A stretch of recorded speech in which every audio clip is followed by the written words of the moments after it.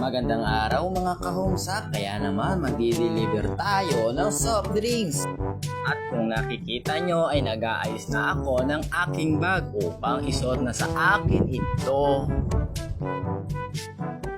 At dito makikita nyo sa video na may nakikita kayong Coke It Ons. Magpipick up sana ng Coke It Ons sa RMT kaso linggo ngayon kaya wala.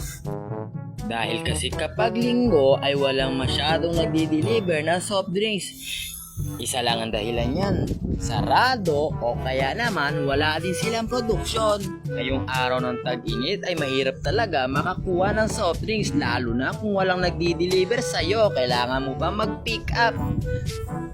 Ang ikinahihirap sa pag-pick up ay sa'yo lahat ibabayad. Isa sa gate, isa sa gasolina. Lalo na pag pumunta ka doon ay wala ka mapipick up. Kaya ayun, may isang order ng soft drinks at ang pangalan niya ay si Diego. Sinasabi ko naman sa inyo na araw-araw, umagang-umaga, ang unang customer ni nanay ay si Diego Store. At dito, dali-dali kong hinanda ang kanyang mga order.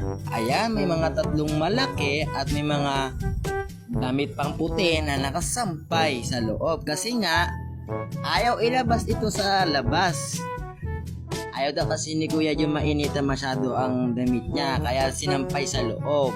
At dito, dali-dali kong nilabas ang order ni Diego para naman makabalik at kuhain pa at ihanda pa ang mga may order. Pinagsasabay-sabay ko to para naman hindi aksayado sa gasolina.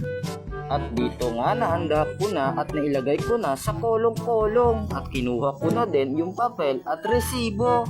Pagkakuha ko ng resibo ay dinamay ko na din pati ang susi at kaya pala ang dideliveran natin ngayon ay si Merly, Rosalinda at si Diego Store. Kay Rosalinda ay sobrang hirap kasi dulong-dulo ang bahay, dadaan ka pa sa iskinita.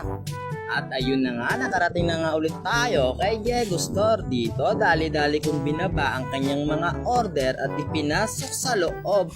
At makikita nyo naman na may mga tao pang bumibili kaya nagkasabay-sabay. Kaya naman natagalang. Ngunit dito, ang pagkaabot ko sa kanya ng kanyang resibo ay inabot niya na kagad sa akin ang bayad. Ngunit may dumating ng mga nagbabanda kaya naman pinanood ko to. Sa bandang to, maraming mga magaganda at magagaling magpatugtog pero ang kolong-kolong ang nagiging bida. Kaya naman pinanood ko muna.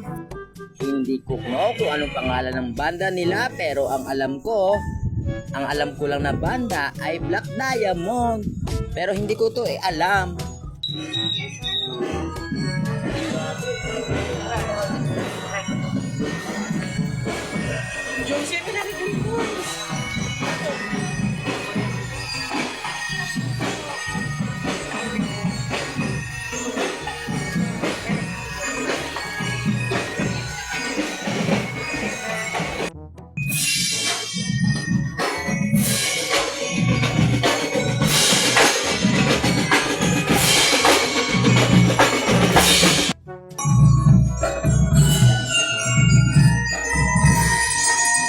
At dito, naalala ko pala may order pa pala sa akin kaya naman dali-dali na akong pumunta kay Rosalinda. Si Rosalinda ay nakatira nga pala sa Aplaya, Quezon Street. Kaso, ang bahay nila ay iskinita kaya naman mahirap ipasok ang kolong-kolong. Kaya naman makikita nyo sa video na tinutulak ko yung kolong-kolong kasi nga naipit at hindi magkasya kaya ko naman nilagay sa loob, sa labas. At dito, dali-dali na akong pumunta kay Ate Rosalinda upang iabot sa kanya ang resibo at para naman ibaba ang kanyang mga in-order. Nagsabi pa dito si Ate Rosalinda kung hindi na talaga daw dadalhin kaya naman sabi ko dadalhin at dito tumulong na nga siya sa pagbababa at sinabi ko, o sige te, bahala ka dyan, ikaw na magbuhat. At dito, binigay sa akin ulit ang resibo at binigay sa akin ay gusot-gusot na. At dito, nakikita nyo naman sa video na ihanda at naibaba ko sa kanya ang kanyang mga order. By the way, si Ate Rosalinda ay nagbibigay ng tips kaso paminsan-minsan ay pera pero bihira lang yon. Ang binigay niya pala sa akin ay isang royal pang pakalma lang daw kaya Boom, baby, kalma, joke. At ngayon, pagkatapos mag-deliver sa kanya, ay pupunta naman tayo kay Ate Merly. At doon naman, ay sobrang hirap din ang daanan kasi iskinita din. Ito si Ate Merly, medyo mabait to, kaso yung mga case niya ay hindi niya pinapaltan ng luma. Kaya tuwan-tuwa siya kapag may case na bago, hindi niya na ito binabalik. Ang in-order niya pala ay alak, siguro mag-iinom siya mag-isa.